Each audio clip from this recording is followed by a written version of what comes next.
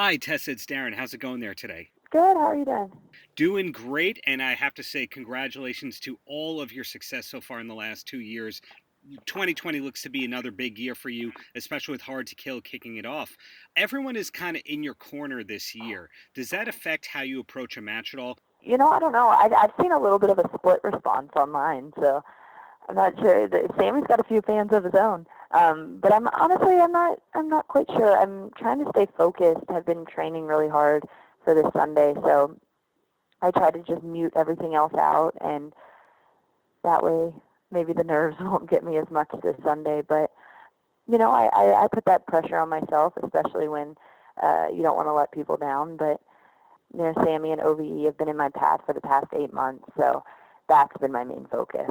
Please take this as a compliment that you're such a distinct performer and such an independently respected person that you're basically a brand. I'm wondering how much of that was by design and planning and how much of that was just organic. I don't think that I've particularly tried like on purpose to brand myself. I'm not really sure.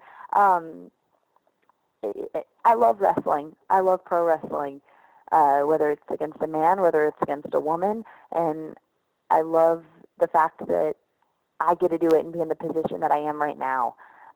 And I feel like also when something is just right and something's meant to happen and it's easy, it is organic. And people who've really dug into your history know that musical theater was something that was in your past. Do you ultimately hope to do more acting? This is something that my manager and I talk about quite frequently because I would love that.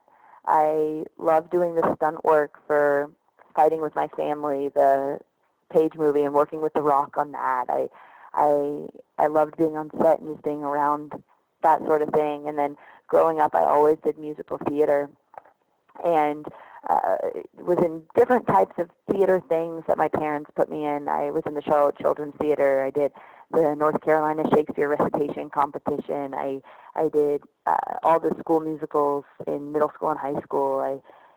I always loved it. And then I found my love for pro wrestling, and it's kind of like the best of both worlds. Um, but ultimately, in the future, I would love that. You don't have to blow anyone's cover if you don't want to, but is anyone else on the Impact roster also very theater centric? I feel like there's quite a few people. Brian Cage and I are super close friends, and he, I've always said he would make a really great villain in like a Marvel movie. I'm trying to think. I know Taya does some acting stuff. She lives out in Cali.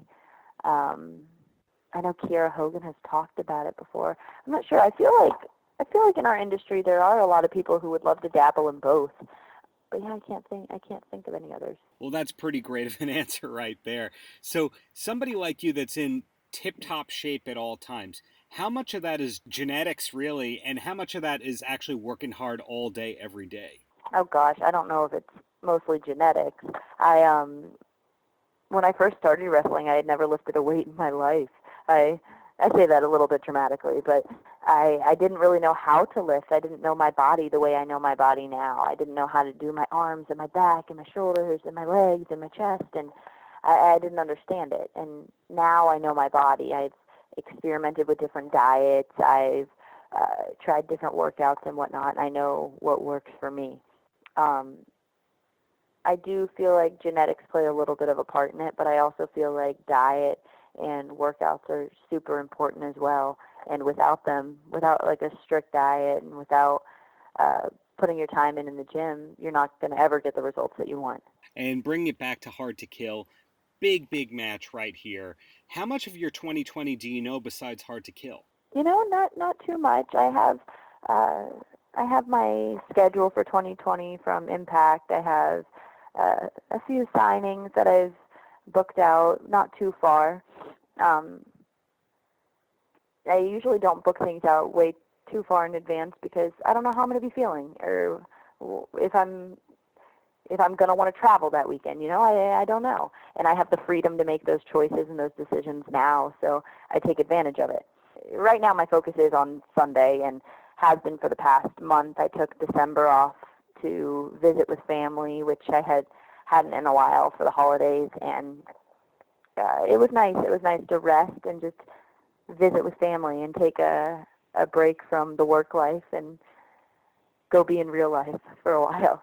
And going back to what I was asking, with your independent kind of spirit and all that, are there any goals that you mark towards 2020 in general? Are you the kind of person that writes down their goals and has the vision board, or at this point do you just let things happen?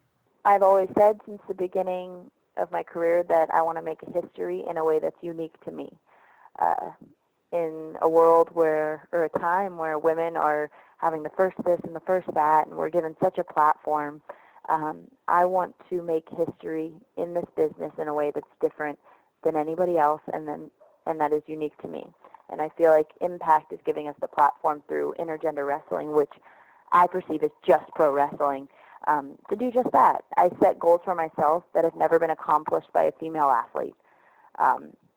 And that's just another thing that I'm going to be doing this Sunday is setting out for a goal that's never been accomplished by a female athlete. And aside from wrestling and everything we talked about, is there something that you wish more people knew about you in general? Not necessarily. I think I put just enough out there online, but I also have, I keep a sense of privacy as well. There is a lot that people don't know about me, hobbies and interests and whatnot. But I keep a sense of privacy just to keep a balance, you know. I never want to be one of the people that get carried away and let the money and the fame change the person that they are. I work pretty decently to keep a balance and to stay grounded. So I think that keeping a sense of privacy is an important factor with that. Well, I asked that part because sometimes you see people who are on television who are famous. They have hobbies that are very surprising that they've been sheltering for a lot of years. Like, for example, Yeah. Rod Stewart was on a cover of a magazine recently for having built a train system. He's big into trains and all that. I didn't know if you had something like that where you said, well, actually, I own a deli. So I assume nothing like that for you. Man, I wish I owned a deli. Let me think. We have some pretty fascinating family history, just outside of wrestling too. My great uncle was the very first person to ever fly across the English Channel in a hot air balloon. That's a fun fact that nobody knows about me. Wow, I'm not going to be able to top that one. So being mindful of your time here, Tessa. Any last words for the kids? Not too much. Thank you guys for having me on. This has been fun. I Great, hope everybody watches this Sunday, gives their feedback and whatnot, and is Team Tessa.